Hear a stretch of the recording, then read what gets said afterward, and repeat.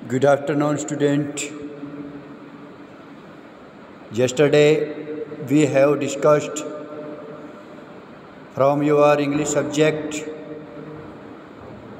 the chapter The Annoy. कल हम discuss कर चुके हैं The Annoy चैप्टर के विषय में। आज हमारा टॉपिक रहेगा The title of the play The Annoy. The title of the play, The Annoy, at once relates to the theme of the play. The Annoy नाटक का शीर्षक सीधा ही नाटक की थीम से, संदेश से जुड़ जाता है। And the role of the main character in the play, और इसका शीर्षक नाटक के अंदर मुख्य पात्र से भी जुड़ करके अपनी भूमिका अदा करता है। Almost the entire play consists of a prolonged dialogue between the protagonist and antagonist. लगभग पूरे प्ले के अंदर, नाटक के अंदर आस्तिकतावाद और नास्तिकतावाद के बीच में बहुत सारे डायलॉग बोले गए। द प्रोटैगनिस्ट इज कृष्ण, आस्तिकतावादी Shri Krishna, who has come to the Kauravas as an envoy of the Pandava, जो कौरवों के पास पांडवों का दूत बन करके आया है। The purpose of his visit is to bring about reconciliation between the two kindred clans. उनकी यात्रा का मुख्य उद्देश्य दोनों ही प्रतिद्वंदियों के बीच में संधि स्थापित करना है। An envoy is neither a friend nor an enemy. कहता है एक दोस्त न तो किसी का मित्र होता है और न ही किसी का शत्रु होता है। ही इज सिंपली ए दोता, वह तो एक साधारण सा दोस्त है। ए मैसेज कैरियर, एक संदेश वाहक।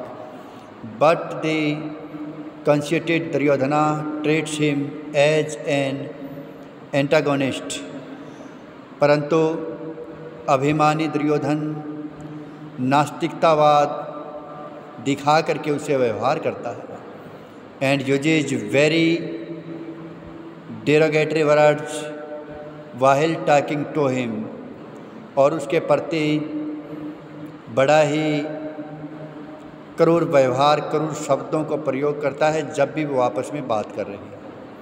ही even commands all the princes and warriors not to show any respect to him. यहाँ तक कि वह यानी दुर्योधन सभी राजकुमारों को और सभी योद्धाओं को बोलता है, आदेश देता है कि श्री कृष्ण का आदर ना किया जाए। ही सेज दैट, वह कहता है कि any one who stands up from his seat on his arrival, Duryodhana कहता है कि यदि श्री कृष्ण के आगमन पर कोई भी अपनी सीट से उठ खड़ा हुआ, would we find 12 gold coins, तो ऐसे में उठकर अभिवादन करने वाले को 12 सोने के सिक्के का जुर्माना लगा दिया जाएगा।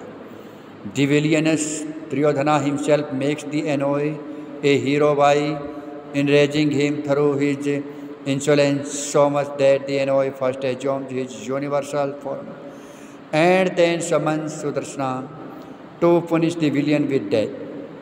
इस प्रकार से खलनायक दुर्योधन स्वयं ही दूत को और दूत की आलोचना करके उसको यहाँ पर एक नायक बना देता है।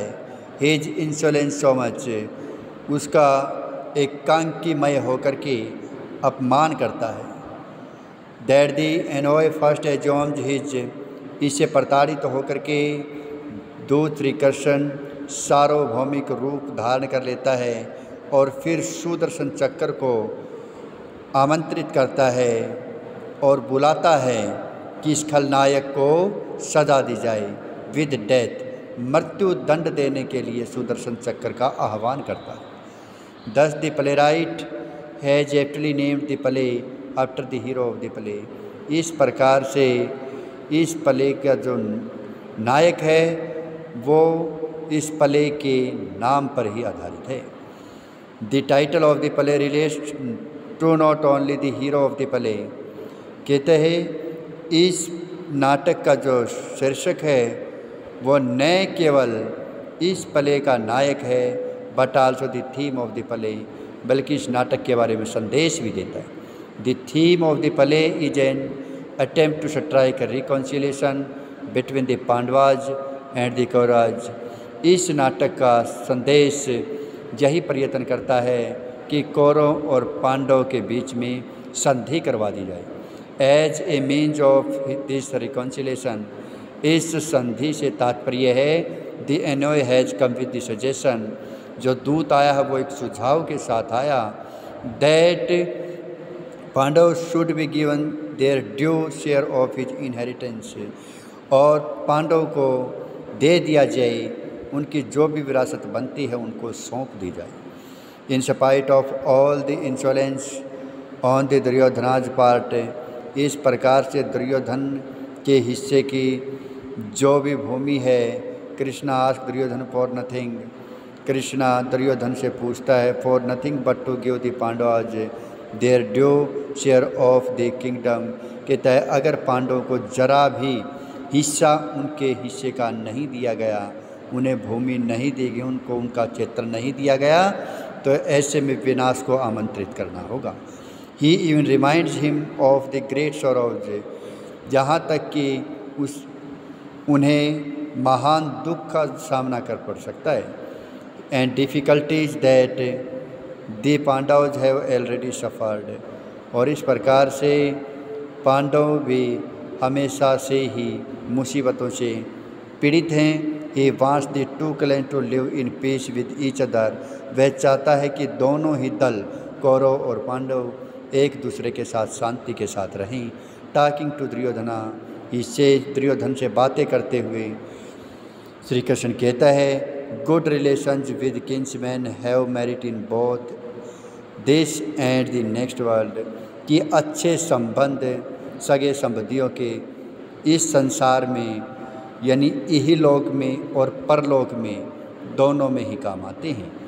These few words can be said to be the noblest words ever spoken by an envoy to an enemy. तो ये जो शब्द और जो योग्य शब्द श्री कृष्ण के द्वारा कहे गए हैं वो टू एन एनिमी, एक शत्रु पक्ष को एक दूत के रूप में कहे गए हैं। And the playwright has aptly paid his tribute to the envoy by naming this play after him, और इस प्रकार से इस नाटक के ऊपर यह जो शीर्षक है बिल्कुल फिट बैठता है, क्योंकि इस प्ले में दी एनोय श्री कृष्ण है और इन्हीं श्री कृष्ण के नेम पर एक दूत के रूप में इस टाइटल का नाम रख दिया गया है। प्रिय स्टूडेंट, हम इस title of the play the envoy को अच्छे से रिवाइज करेंगे। Thanks, have a nice day.